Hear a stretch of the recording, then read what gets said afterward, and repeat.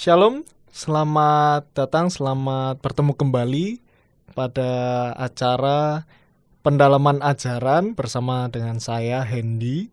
Dan hari ini tentu saja kita akan berdiskusi, ngobrol, dan akan menambah wawasan kita mengenai tema yang cukup menarik pada hari ini. Dan tentu saja saya tidak sendirian, saya hari ini ditemani oleh pendeta Ricky Avianto. Shalom. Shalom, Ricky, oke. Hendy.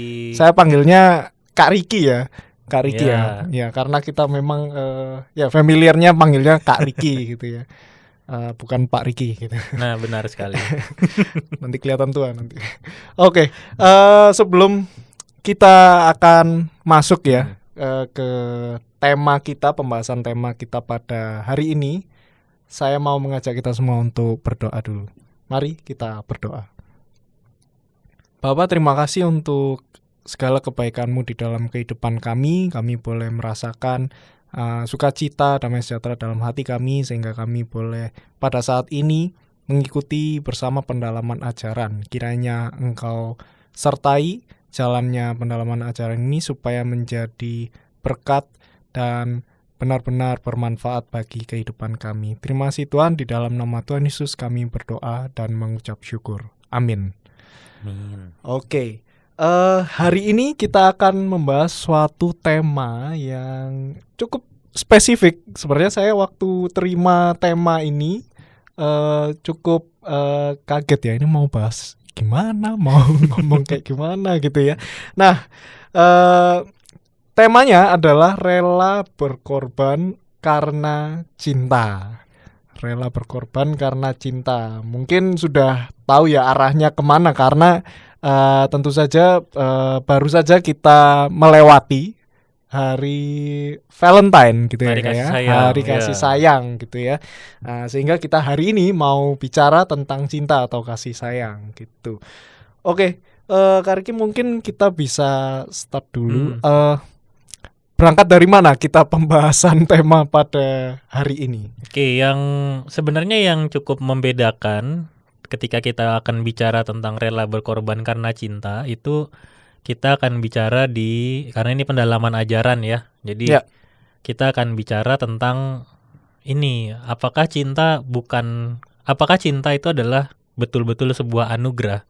Kalau cinta itu anugerah, kenapa harus diperjuangkan? Kan kalau anugerah kan diberikan oleh Tuhan tanpa kita minta, selalu ada. Tapi kenapa dalam kehidupan untuk mengasihi, untuk mencintai itu hampir selalu ada yang harus diperjuangkan. Nah, jadi dari sisi situ kita mau belajar bersama-sama. Jadi ini bukan hanya topik yang relevan untuk anak muda yang sedang bergumul tentang pasangan hidup ya. Tapi juga buat Bapak Ibu, saudara-saudari yang sudah hidup berumah tangga, lalu juga ingin terus bisa mengekspresikan cinta kasih di tengah kehidupan setiap hari. Begitu Hendy. Begitu, oke.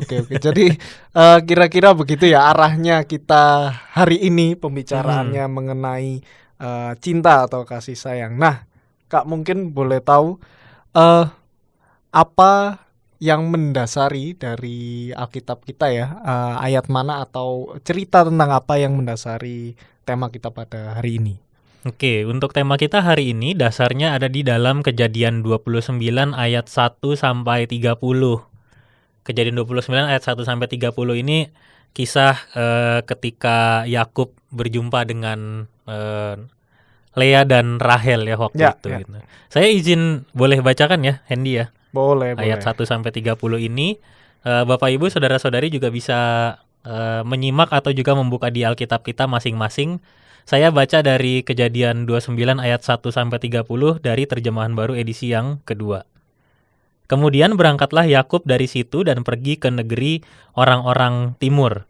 Ketika ia memandang ke sekelilingnya, tampaklah sebuah sumur di padang dan 3 kawanan kambing domba berbaring di dekatnya. Sebab dari sumur itulah orang memberi minum kawanan kambing domba itu. Adapun batu penutup sumur itu besar. Apabila semua kawanan kambing domba itu dikumpulkan ke sana, gembala-gembala menggulingkan batu itu dari mulut sumur, lalu kambing domba itu diberi minum. Kemudian batu itu dikembalikan ke mulut sumur itu. Bertanyalah Yakub kepada mereka, "Saudara-saudara, dari manakah kamu?" Jawab mereka, "Kami dari Haran." Katanya lagi kepada mereka, "Apakah kamu mengenal Laban cucu Nahor?" Jawab mereka, "Ya, kami kenal." Ia bertanya pula kepada mereka, "Apakah dia baik-baik saja?" Jawab mereka, "Ya, baik-baik. Lihat, itu Rahel anaknya perempuan, datang dengan kambing dombanya." Lalu kata Yakub, "Hari masih siang, belum waktunya untuk mengumpulkan ternak. Berilah minum kambing dombamu itu, kemudian pergilah menggembalakannya lagi." Tetapi jawab mereka, "Kami tidak dapat melakukan itu selama semua kawanan itu belum terkumpul. Setelah itu barulah batu itu digulingkan dari mulut sumur dan kami memberi minum kambing domba kami." Selagi ia berbicara dengan mereka, datanglah Rahel dengan kambing domba ayahnya, sebab dialah yang menggembalakannya. Ketika Yakub melihat Rahel, anak Laban saudara ibunya, serta kambing domba Laban, ia datang mendekat lalu menggulingkan batu itu dari mulut sumur dan memberi minum kambing domba Laban saudara ibunya. Kemudian Yakub mencium Rahel serta menangis dengan suara keras. Lalu Yakub memberitahukan kepada Rahel bahwa ia kerabat ayah Rahel dan anak Ribka. Rahel pun berlari menceritakan kepada ayahnya. Segera sesudah Laban mendengar kabar tentang Yakub, anak saudaranya itu, berlarilah ia menyongsong dia, ia mendekap dan mencium Yakub, lalu membawanya ke rumahnya. Kemudian Yakub menceritakan segala yang dialaminya kepada Laban. Kata Laban kepadanya, "Sesungguhnya engkau darah dagingku." Yakub pun tinggal dengan dia selama sebulan. Kemudian Laban berkata kepada Yakub, "Hanya karena engkau adalah kerabatku, patutkah engkau bekerja padaku dengan cuma-cuma? Beritahukanlah kepadaku apa yang patut menjadi upahmu." Laban mempunyai 2 anak perempuan, yang lebih tua namanya Lea dan yang lebih muda namanya Rahel. Lea bermata lembut tetapi Rahel elok sosoknya dan cantik parasnya. Yakub cinta kepada Rahel. Sebab itu ia berkata, "Aku mau bekerja padamu selama 7 tahun untuk mendapat Rahel, anakmu yang lebih muda itu." Sahut Laban, "Lebih baik dia kuberikan kepadamu daripada orang lain. Tinggallah padaku." Lalu Yakub bekerja selama 7 tahun untuk mendapat Rahel. Namun masa 7 tahun itu dianggapnya seperti beberapa hari saja karena cintanya kepada Rahel. Sesudah itu Yakub berkata kepada Laban, "Berikanlah kepadaku bakal istriku itu, sebab jangka waktuku telah genap supaya aku menghampiri dia." Lalu Laban mengundang semua orang di tempat itu dan mengadakan perjamuan. Tetapi pada waktu malam, Laban mengambil Lea anaknya, lalu membawanya kepada Yakub. Yakub pun menghampiri dia. Laban juga memberikan Zilpa hambanya perempuan kepada Lea anaknya sebagai hamba. Pada waktu pagi ternyata perempuan itu Lea. Lalu Yakub berkata kepada Laban, "Apa yang kau perbuat terhadap aku? Bukankah untuk mendapat Rahel aku bekerja padamu? Mengapa engkau menipu aku?" Jawab Laban, "Di tempat kami ini tidak biasanya orang berbuat demikian, mengawinkan adiknya lebih dahulu daripada kakaknya. Genapilah dahulu 7 hari perkawinanmu dengan anakku ini. Kemudian anakku yang lain pun akan diberikan kepadamu sebagai upah, asal engkau bekerja padaku 7 tahun lagi." Yakub pun berbuat demikian. Ia menggenapi ke-7 hari perkawinannya dengan Lea. Kemudian Laban memberikan kepadanya Rahel anaknya menjadi istrinya. Laban juga memberikan Bilha, hambanya perempuan, kepada Rahel anaknya sebagai hamba. Yakub juga menghampiri Rahel, bahkan ia lebih mencintai Rahel daripada Lea. Ia pun bekerja pada Laban selama 7 tahun lagi. Nah, ini di dalam firman Tuhan kita hari ini, Hendy, kita lihat sama-sama bahwa ada sebuah perjuangan ya kayaknya ya yang dilakukan oleh seorang Yakub untuk bisa mendapatkan orang yang dia cintai gitu ya. Nah itu seringkali memang kisah ini seringkali dipakai untuk memperlihatkan bagaimana memang ada sebuah kayak ada pengalaman dalam kehidupan itu, cinta itu memang harus diperjuangkan gitu. Jadi kalau kita hanya bicara tentang cinta yang harus diperjuangkan, maka seringkali kisah ini yang menjadi patokannya gitu. Tetapi kalau kita mau bicara lebih luas tentang anugerah yang juga adalah dalam salah satunya adalah cinta yang Tuhan berikan, maka kita perlu untuk lihat kisah ini jauh lebih dalam, jauh hanya lebih orang tuh sering patokannya langsung di ayat 20 tadi itu, Hendy ya. Lalu Yakub bekerja selama 7 tahun untuk mendapat Rahel, namun masa 7 tahun itu dianggapnya seperti beberapa hari saja karena cintanya kepada Rahel. Jadi seringkali tuh orang berhenti untuk stop di ayat itu. Nah, itu namanya cinta tuh, harus kayak begitu. Harus kayak gitu. Nah, tetapi kalau kita mau lihat jauh lebih dalam ya, gambaran kisah Yakub ini sebetulnya punya sebuah gambaran yang jauh lebih besar. Kalau latar belakangnya, ini kan sebetulnya kutipan dari penggalan dari kisah Yakub ketika kita membacanya tadi barusan ketika dia langsung ketemu sama Rahel, sama Laban, sama Lea ya. Padahal sebelumnya itu Yakub ini ada di dalam situasi yang tidak baik-baik saja gitu. Yang sulit ya. Iya, di situasi yang sulit. Jadi Yakub sedang berupaya untuk lari dari kejaran Esau akibat tindakannya yang merebut hak kesulungan dari Esau. Bahkan juga pelarian ini merupakan tindakan untuk dapat dukungan. Jadi ketika dia mau lari ini, dia didukung juga oleh Ribka ibunya dan juga Ishak ayahnya. Karena di Kejadian 27 ayat 41 itu dikatakan dendam Esau sudah sampai pada keinginan untuk membunuh Yakub. Jadi karena ada tindakan dendam, yaitu ingin membunuh Yakub itu, maka itu Ishak dan Ribka itu setuju kalau Yakub saat ini dia perlu melarikan diri gitu ya. Nah, waktu itu Ribka itu menyuruh Yakub untuk berlari ke Haran, tempat di mana Laban, saudara ibunya itu tinggal. Ada di ayat 43 di pasal 27. Nah, dalam pesannya Ribka juga menyampaikan agar Yakub mengambil seorang istri tidak dari perempuan-perempuan Het. Ishak juga pun menekankan supaya Yakub tidak mengambil istri orang Kanaan dan memerintahkan Yakub untuk mengambil seorang istri dari anak-anak Laban, saudara ibunya. Nah, Ishak pun melengkapi perintahnya itu di di pasal 28 ayat 3 itu. Justru Ishak juga memberi berkat ya, sebagai seorang ayah dia memberi berkat kepada Yakub gitu, dan disitulah pelarian itu dimulai gitu ya. Dia pergi, lalu dia berhenti di suatu tempat yang kita tahu dalam Alkitab itu disebut Betel. Nah, disitulah Allah memberikan pesan bahwa keturunannya akan menjadi seperti debu tanah banyaknya dan akan menyebar ya. Aku akan menyertai engkau dan melindungi engkau kemanapun engkau pergi. Itu yang dikatakan oleh Tuhan kepada Yakub di tengah situasi pelariannya. Sampailah dia di negeri yang disebut negeri orang-orang timur. Dia ketemu sebuah sumur ya tadi ya, seperti kita baca sama-sama, di mana ada 3 kawanan domba, tapi mereka nggak segera buka sumurnya karena masih nunggu yang satu yang lain. Yang satu yang lain itu adalah kawanan dombanya Laban ya. Jadi kan awalnya ibunya bilang ketemu sama Laban. Nah, ini ketemu sama kawanan dombanya Laban, lalu disitulah dia pertama kali ketemu dengan Rahel gitu ya. Nah, di dalam perjumpaan itu Yakub juga disambut oleh Laban. Kemudian dia tinggal di sana selama sebulan. Tapi Laban juga pengen ngasih upah kepada Yakub. Lalu Yakub merasa jatuh cinta kepada Rahel dan ingin bekerja selama 7 tahun itu tadi. Jadi untuk mendapatkan Rahel. Iya, betul. Jadi bukan hanya sekadar ungkapan atau ekspresi karena cintanya gitu, tapi juga ada sebuah perjalanan yang melatar belakangi cara Yakub untuk dia mencintai atau mengasihi Rahel.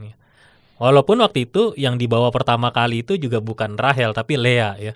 Nah itu termasuk dalam kalau saya coba mencari latar belakangnya, ternyata orang-orang pada masa itu, orang-orang Yahudi pada masa itu memang punya sebuah tradisi di mana yang tua itu tidak boleh dilangkahi gitu. Jadi memang harus sesuai urut-urutannya begitu. Oh, gitu. Jadi dan karena belum seperti sekarang ya, karena zamannya belum seperti sekarang. Jadi bisa jadi kayak misalnya ya Yakub menikahi Lea terlebih dahulu, baru kemudian dia menikahi Rahel gitu. Dan itu ya memang terjadi pada masa itu gitu ya. Nah, perjalanannya Yakub dan kisah cintanya kepada Rahel ini menyiratkan sebetulnya ada pesan teologis gitu. Wih. Itu yang lebih penting sebetulnya untuk bisa kita pahami ya apa yang dilakukan sebetulnya oleh Yakub. Ya. Nah, yang paling pertama nih waktu kita belajar tadi kita dengar sama-sama bagaimana Yakub itu sedang lari dari sebuah situasi gitu. Nah, situasi pelarian itu karena ada dendam dari orang lain, karena ini kan biasanya akan banyak sekali diliputi oleh ketakutan gitu ya. Hidup tuh kan rasanya nggak enak banget ya, khawatir, takut, karena kita sebetulnya bukan lagi pergi ke satu tempat dengan sukacita, tapi ada ketakutan, ada sesuatu yang pernah terjadi nih, gitu ya. Dan itu terus mengejar-ngejar gitu ya. Jadi di dalam situasi itu sesungguhnya karya Allah juga terus terjadi.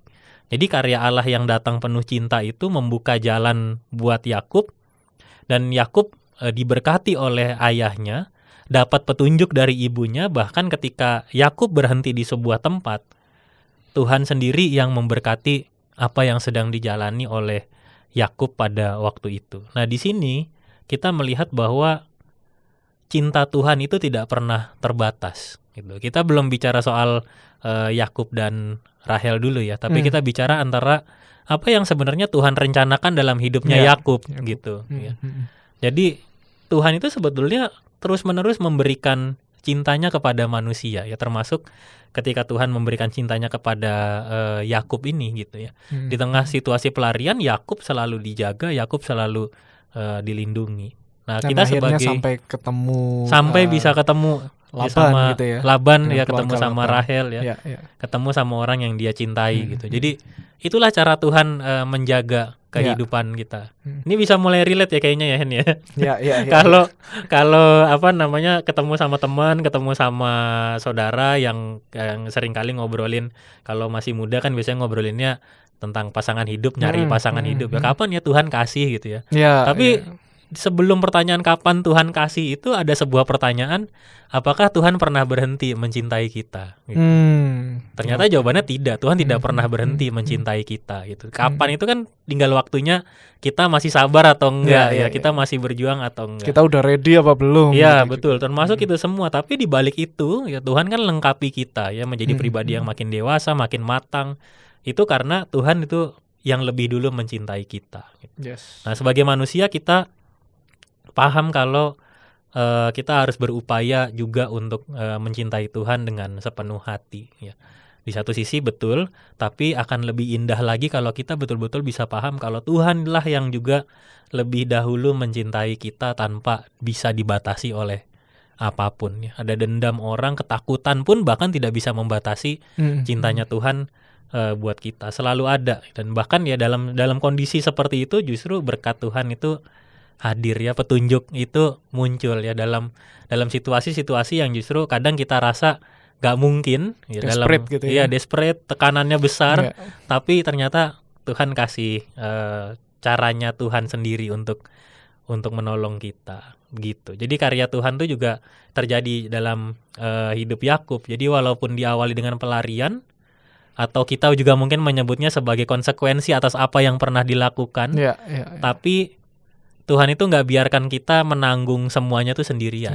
Ya, jadi maka itu anugerah cinta itu gitu ya. Kenapa cinta disebut sebagai anugerah? Karena memang Tuhan memberikannya tidak terbatas ya. Dia selalu hadirkan cinta itu dalam kehidupan kita. Saya sih tadi cukup cukup langsung nangkepnya itu adalah ketika Kak Riki bilang yang semuanya yang terjadi di Yakub sebelum ketemu dengan Laban ini adalah suatu konsekuensi atau akibat atau hasil dari apa yang dia perbuat di waktu itu sama Esau gitu ya. Dan bukan uniknya, itu kebaikan Tuhan itu seperti itu. Mungkin kita di satu hari atau suatu ketika kita melakukan kesalahan, kita melakukan blunder gitu ya, sehingga kita harus menanggung konsekuensi atau hasil yang mungkin nggak mengenakan gitu. Mungkin kita bakal takut, ini gimana, ini harus kemana, atau Tuhan masih sayang nggak ya sama saya gitu. Mungkin kalau kita nggak punya pemahaman poin yang pertama ini, kalau Tuhan itu tidak akan pernah habis cintanya buat Cintanya kita. Tuhan. Mungkin kita bakal ya udah desperate aja, ya udah Tuhan nggak bakal sayang sama saya, ya udah saya mungkin ya keluar mungkin dari tracknya Tuhan gitu ya, mungkin ya desperate aja, pokoknya nggak menjalani hidup dengan sukacita gitu. Tapi sebaliknya Tuhan pasti akan selalu menyertai kita meskipun itu jadi konsekuensi apa yang kita lakukan di hari yang lalu gitu ya. Terus Kak, gimana Kak? Poin yang kedua gimana Kak? Nah, ini ada lagi ya pemahaman teologis yang juga bisa mendasari kita. Jadi setelah Tuhan itu memberikan anugerah cinta itu buat kita, maka dalam kehidupan Yakub, apa yang Yakub lakukan untuk mendapatkan Rahel itu sebetulnya adalah sebuah tindakan yang menunjukkan bahwa ia mengupayakan, bahkan mengejar cinta yang ia rasakan. Tapi juga di saat yang sama dia tidak meninggalkan kesehariannya. Ya. Jadi ada dua hal yang buat kayaknya Bapak Ibu ya orang zaman sekarang itu memisahkan antara cinta dan keseharian gitu. Itu seringkali terjadi. Orang bilang dia rela berkorban karena cinta, ya dia rela meninggalkan kesehariannya yang seharusnya itu adalah tugas dan tanggung jawabnya hanya demi mengejar cinta gitu. Nah, ini sebenarnya menunjukkan bahwa Yakub sedang memberi contoh bagaimana seseorang itu bisa memperjuangkan cinta dengan cara yang tepat gitu. Jadi dasarnya adalah ketika Tuhan sudah memberikan cinta kepada manusia, nah kita sebagai manusia itu harus hidup dalam anugerah cintanya Tuhan. Nah, ketika kita paham di titik ini, perjumpaan antara Rahel dan Yakub ini bisa dikatakan memang sebagai perjumpaan yang penuh cinta, penuh keterbukaan, saling mengenal, bahkan juga dalam kisah ini mengenal dengan cepat dan bahkan diterima di rumah Laban. Lalu Yakub jatuh cinta kepada Rahel, Laban juga mengupayakan apa yang bisa dia lakukan atau berikan kepada Yakub gitu. Nah, dalam cinta dalam tindakan ini juga merupakan tindakan yang nggak pernah lepas dari resiko. Ya, bisa dikatakan kalau orang berani mencintai juga berarti berani menanggung resiko, gitu ya. Jadi di sini kita bisa lihat bahwa cinta bukan hanya sekadar anugerah, tapi memang ada pengorbanan dan perjuangan. Justru dari pengorbanan dan perjuangan yang dihadapi, itulah yang akan memperkuat rasa cinta untuk bisa terus bertumbuh lewat berbagai tantangan gitu. Dan persoalan yang muncul dalam kehidupan Yakub itu persoalan ini juga bisa diselesaikan dengan cinta gitu. Ya. Nah, mungkin kita lanjut ya dengan melihat bahwa memang ada sebuah teladan yang ingin disampaikan lewat kisah ini. Yang pertama seperti yang tadi ya, Allah yang lebih dahulu mencintai kita gitu. Bahkan juga Allah mencintai juga dengan penuh pengorbanan gitu. Pengorbanan Allah terjadi sejak zaman perjanjian lama gitu, di mana dia selalu menaruh cintanya pada setiap ciptaannya. Walau cinta dari Tuhan itu tidak selalu disambut dengan baik ya. Saya kasih contoh waktu Adam dan Hawa ya, waktu mereka ada di Taman Eden ya, Tuhan memberikan semuanya buat mereka, tapi hanya satu yang nggak boleh mereka lakukan, cuma mereka kemudian melakukannya. Jadi cinta yang sudah Tuhan berikan itu bisa tidak disambut dengan bisa tidak disambut dengan baik gitu ya. Lalu cinta itu juga bisa disambut namun tidak dapat dipertahankan ya. Jadi cinta Tuhan tuh disambut sama manusia tapi nggak bisa dipertahankan dengan konsisten gitu. Contohnya lihat kisah bangsa Israel dalam Alkitab, berulang kali jatuh tapi kembali lagi kepada Tuhan, jatuh kembali lagi kepada Tuhan. Nah, itu yang dimaksud tadi ya. Lalu sampai pada tindakan Tuhan yang beberapa kali menghukum, tapi dia nggak berhenti. Ketika dia menghukum selesai gitu, enggak, tapi dia juga memulihkan. Ya, jadi selalu ada proses pemulihan yang Tuhan hadirkan. Dia hadirkan keselamatan lewat cintanya. Dan di kisah Yakub ini kita bisa menyaksikan bahwa Allah tetap menuntun Yakub walaupun Yakub tuh ada dalam berbagai situasi dan selalu ada dalam tuntunan berkat-Nya. Nah, di perjanjian baru kita lihat lebih nyata lagi gitu.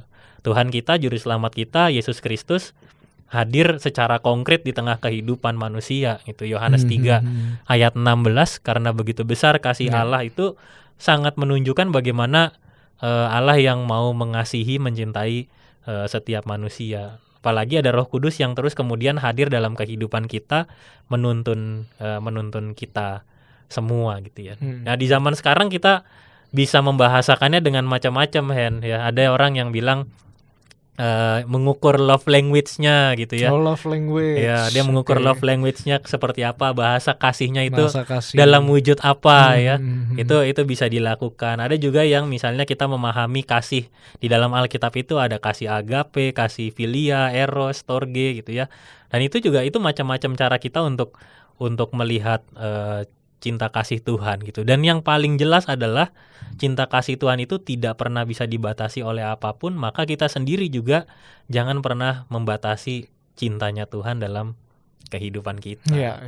Jangan pernah membatasi cintanya Tuhan dalam kehidupan kita. Karena sebenarnya kalau dibilang gini ya, kasihnya Tuhan itu sebenarnya kalau dari perspektifnya Tuhan itu ya, cintanya Tuhan itu emang nggak akan bisa dihalangi gitu ya. Kalau memang Tuhan sayang, ya Tuhan sayang gitu, sampai kapanpun Tuhan sayang gitu.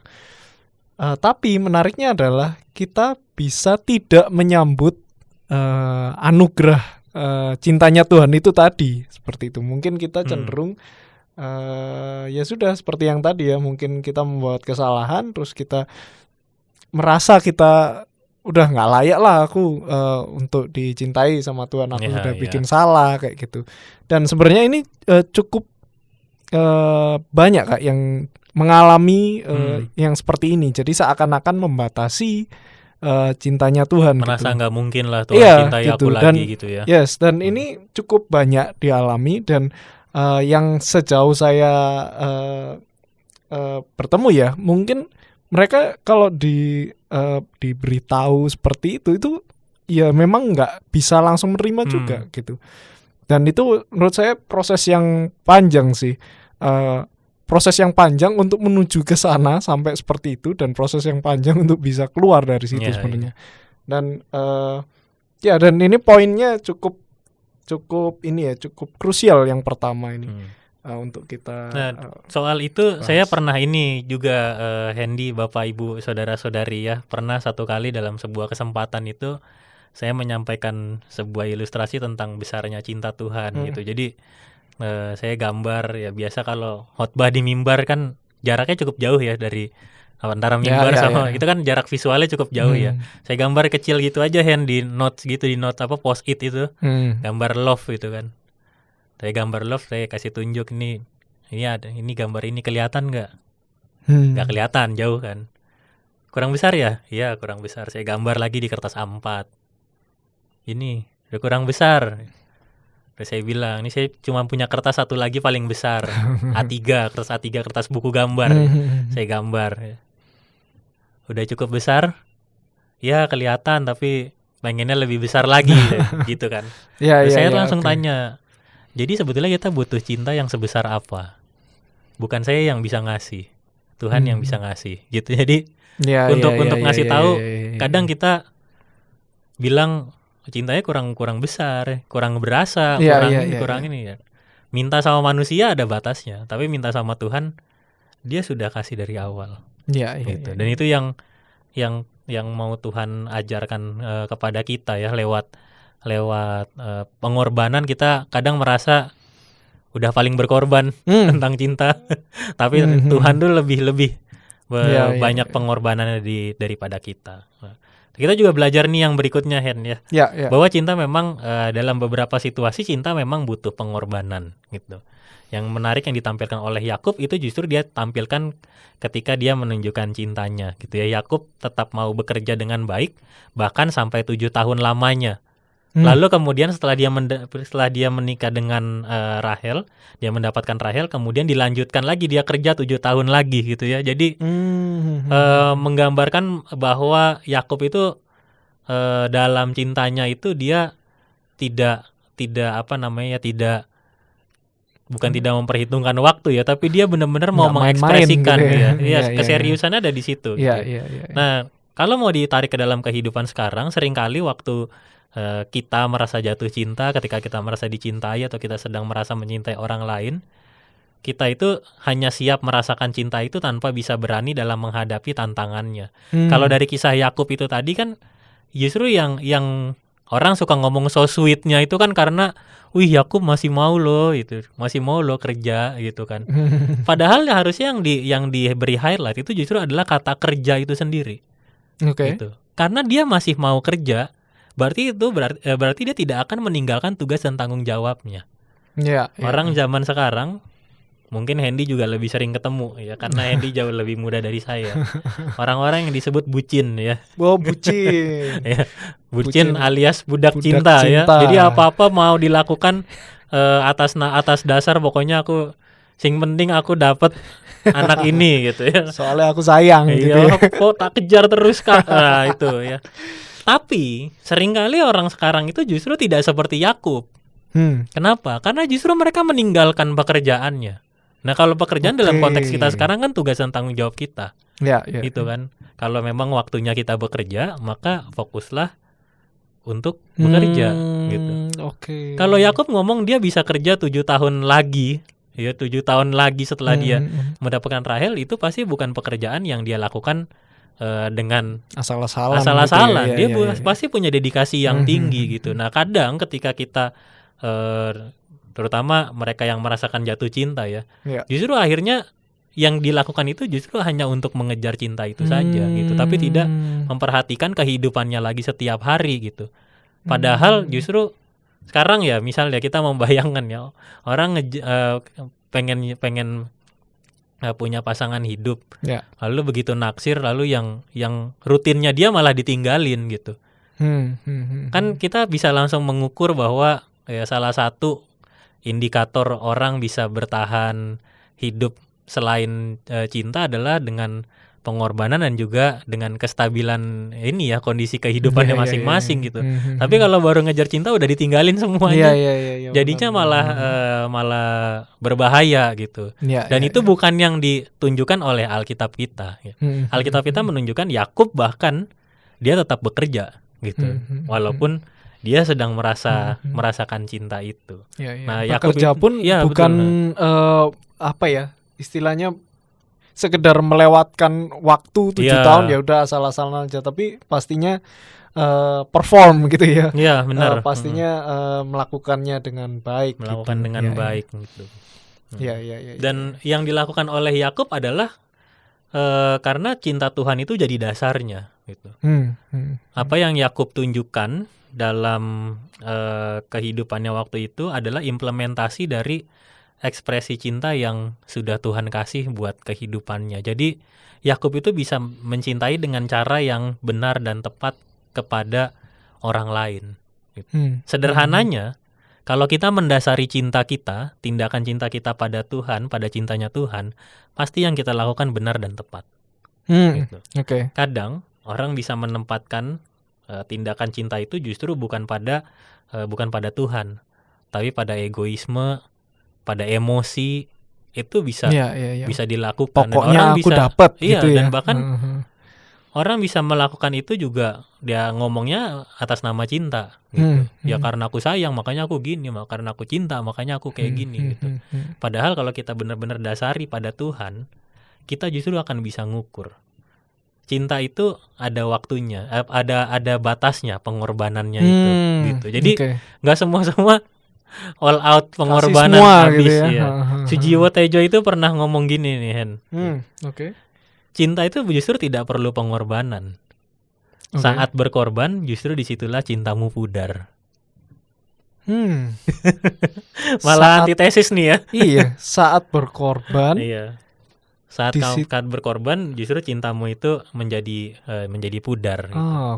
Karena dalam konteks ini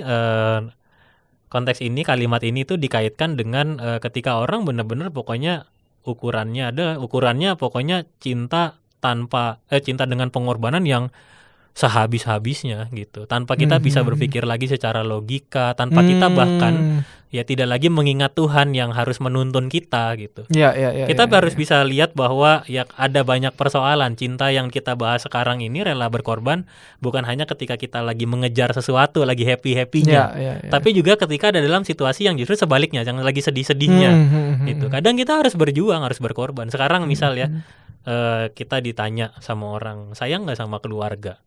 Sayang gitu. Sayang. Kalau keluarga lagi sakit dan butuh keluar nominal uang yang banyak, ya kita tahu kita nggak punya, mau nggak berkorban? Kan kadang orang ngomong begitu ya. Nah seringkali kita langsung, oh ya karena keluarga ya aku harus all out gitu, harus keluar semua. Tapi jangan lupa dasarkan semuanya dulu pada Tuhan gitu, supaya yang kita lakukan itu benar dan tepat. Jadi nggak hanya sekadar ya karena emang kan aku cinta gitu, bukan cuman kalimat itu harus didasari dengan iman yang juga kuat gitu. Iman yang kuat itu harus didasarkan pada Tuhan. Kalau nggak didasarkan pada Tuhan, akhirnya justru kita yang dihabisi oleh cinta. Benar. Semoga bahasanya nggak keberatan ya. Ya ini karena apa ya? Menurut saya sih cukup relate juga. Ya karena mungkin apalagi di usia-usia mungkin pemuda, remaja gitu ya, dalam masa-masa bertemu dengan pasangan gitu ya.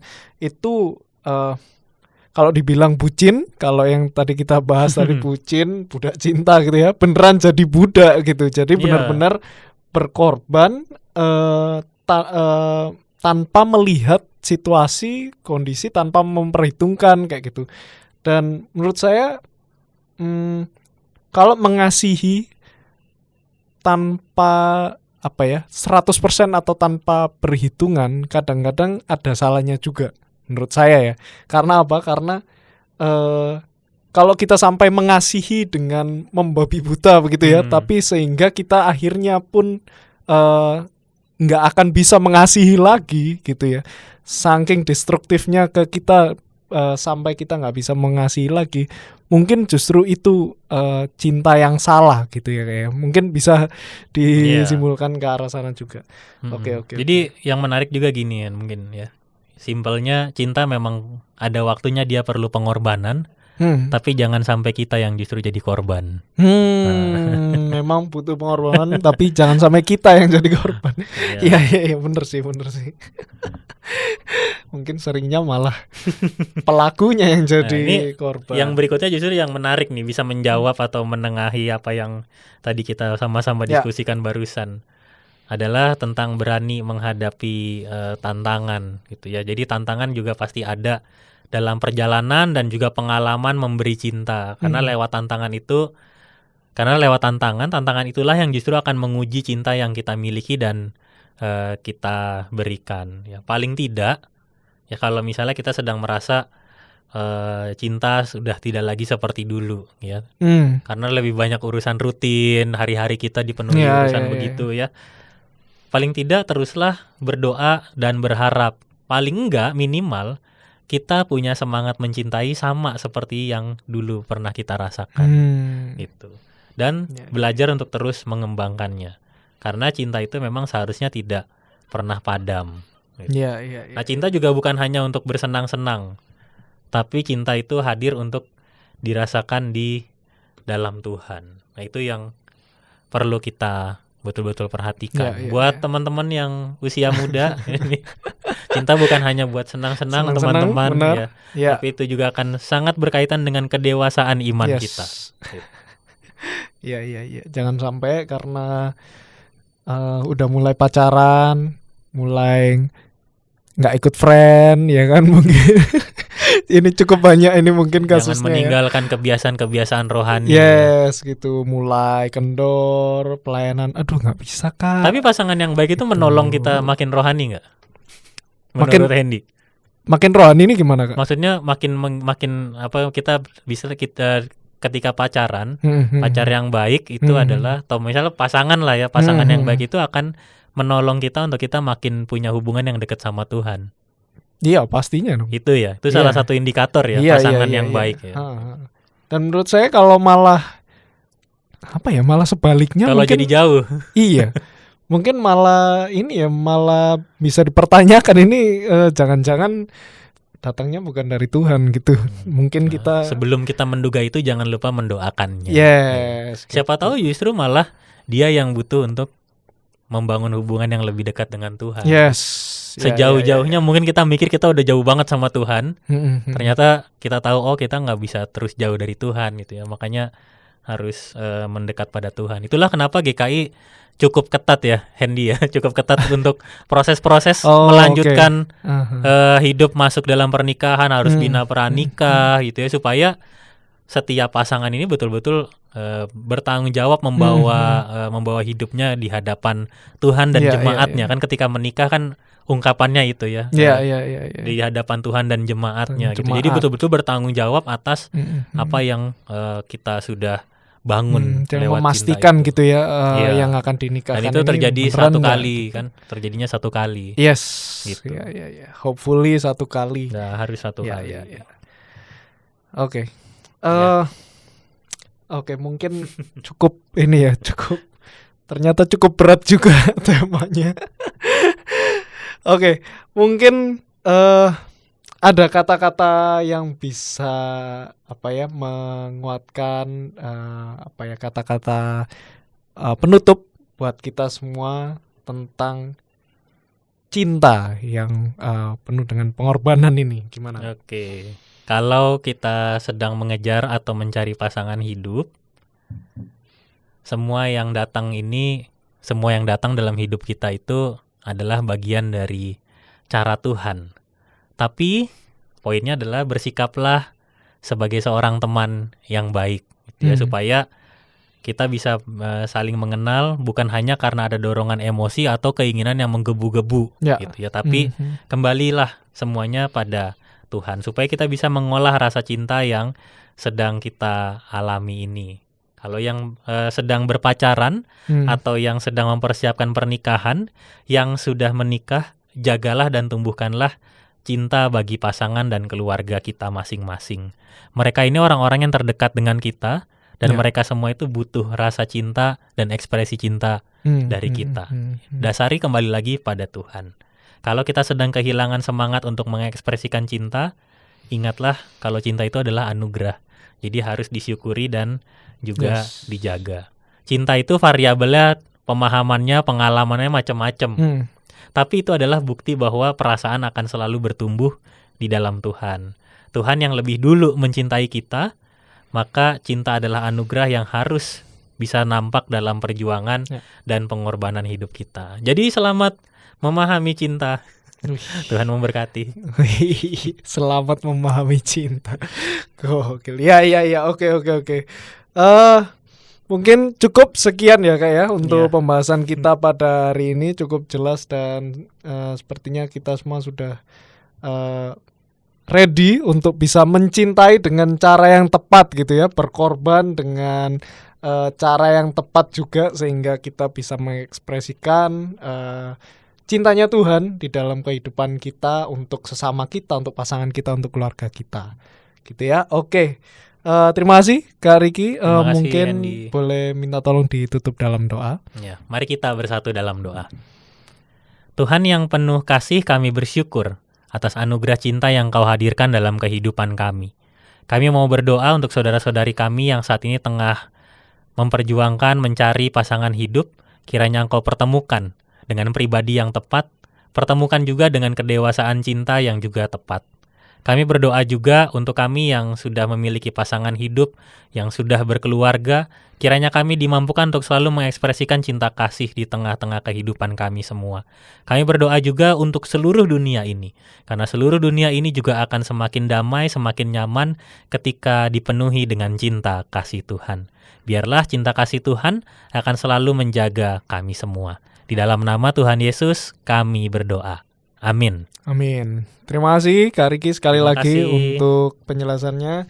Terima kasih untuk Bapak Ibu yang sudah mendengarkan, menonton pendalaman ajaran pada hari ini. Kita bertemu di lain waktu. Tuhan Yesus memberkati. Tuhan Yesus memberkati.